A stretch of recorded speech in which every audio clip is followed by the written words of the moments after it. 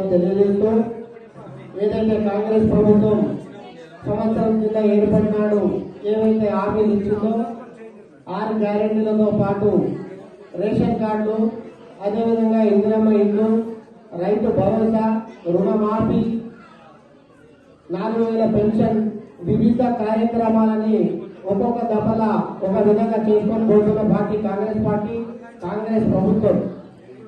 మీ అందరికీ కాంగ్రెస్ ప్రభుత్వం వచ్చిన తర్వాత ఉచిత మహిళలందరికీ బస్సు, అదేవిధంగా 200 యూనిట్ల లోపల కరెంటు, అదేవిధంగా మనకు ఇప్పుడు పెన్షనే కానీ, రైతు భరోసానే కానీ, ఇందిరమ్మ ఇల్లే కానీ, రేషన్ కార్డులే కానీ, అప్పుడున్న కాంగ్రెస్ ప్రభుత్వం 10 సంవత్సరాల కింద ఇచ్చినటువంటి రేషన్ కార్డులే ఉన్నాయి కానీ మధ్యలో వచ్చినటువంటి బీఆర్ఎస్ ప్రభుత్వం యొక్క రేషన్ కార్డు లేదు. దానిలో భాగంగా ఇప్పటి సీఎం గారైనటువంటి రేవంత్ రెడ్డి గారు ఎక్కిన తర్వాత అందరికీ ప్రతి ఇంటికి 60,000 రేషన్ కార్డు ఇస్తారని ఆయన మాట ఇవ్వడం జరిగింది. కాబట్టి దాంట్లో భాగంగా ఈ రోజు 4 రోజుల నుంచి 6 మున్సిపాలిటీలో 36 వార్డులలో ఈ రేషన్ కార్డు, ఇందిరమ్మ ఇల్లు, రైతు భరోసా ప్రోగ్రాంలు నడుస్తున్నాయి.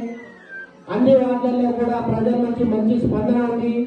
ఇక్కడ ఎవరు దళారులు లేరు, ప్రజల దగ్గరికే పాలన అనే విధంగా మున్సిపల్ సిబ్బంది మొత్తం కమిషనర్ తో పాటు మా సిబ్బంది ప్రతి వార్డులో ఒక 10 నుంచి 12 మంది ఆఫీసర్లని గవర్నమెంట్ అలాంటి చేయడం జరిగింది. ఎవరైతే అర్హులు ఉన్నారో వారందరికీ రేషన్ కార్డులు వస్తాయి. ఇల్లు ఓపెన్ కార్డు ఉండి ఇల్లు కోల్పోయిన వారికి కూడా బీసీలకు 5 లక్షల రూపాయలు, ఎస్సీ ఎస్టీలకు 6 లక్షల రూపాయలు ప్రకటించిన ప్రభుత్వం కాంగ్రెస్ ప్రభుత్వం. అదేవిధంగా ఎకరానికి రైతు సాయం కింద 12,000 రూపాయలను ప్రకటించింది కాంగ్రెస్ ప్రభుత్వం. ఎవరికైతే భూమి లేదు, ఇతరుల దగ్గర కూలీలకు వెళ్తున్నారో వారికి కూడా 12,000 రూపాయలని కాంగ్రెస్ ప్రభుత్వం నిర్ణయించింది. వీటన్నింటినీ కూడా 26 తారీఖు నుంచి అధికారికంగా ముఖ్యమంత్రి గారు ప్రారంభిస్తారు.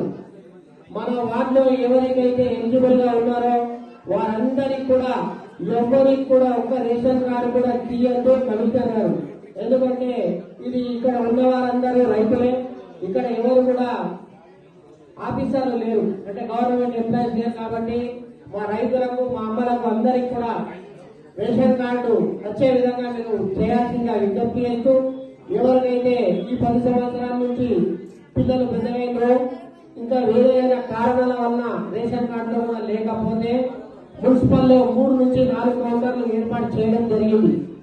ఇక్కడ కూడా అప్లై చేసుకోండి. ఎవరైనా రాకపోతే ఈ 4 నుంచి 5 రోజులలో ఎవరైనా ఆర్మూర్ ప్రాంతంలో లేని వారు ఆర్మూర్ పట్టణ మున్సిపల్ కార్యాలయంలో 4 కౌంటర్లను ఏర్పాటు చేశాం.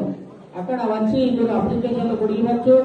ఇచ్చిన తర్వాత వారందరూ మళ్ళీ సర్వే చేసి అర్హులందరికీ రేషన్ కార్డులే కానీ, ఇందిరమ్మ ఇల్లే కానీ, డబుల్ బెడ్రూమ్లే కానీ, రైతు భరోసా కార్యక్రమం కానీ ప్రతి ఇంటికి చేరే విధంగా మన కాంగ్రెస్ ప్రభుత్వం పనిచేస్తుంది.